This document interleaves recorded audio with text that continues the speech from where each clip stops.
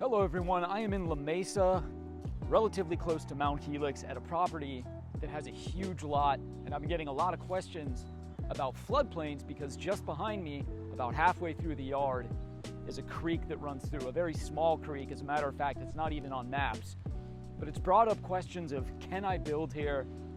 Will insurance be required? Will it flood? Today I'm going to go over how to check some online resources if you are in a floodplain or not.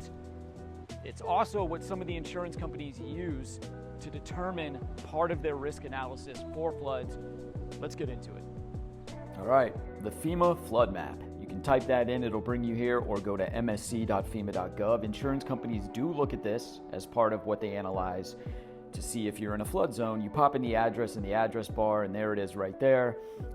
According to FEMA, not much of a flood risk here, slightly elevated, but nothing too crazy. I'll show you where there is much more elevated risk as far as floodplains. There it is right there. You zoom in. It's near a body of water, basically. Scroll down to see what all those crazy colors mean.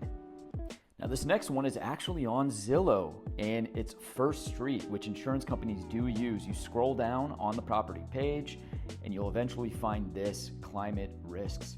If you click on the flood factor one right there, it will take you to this page and give you a much more detailed breakdown, and it will show you a map as well and give you a much better idea of flooding chance. And it uses a more advanced method, and it recognizes there is indeed a little creek back there and some low-lying land, and it recognizes that if there was kind of a 100-year type rain event, then you might have some flooding back there.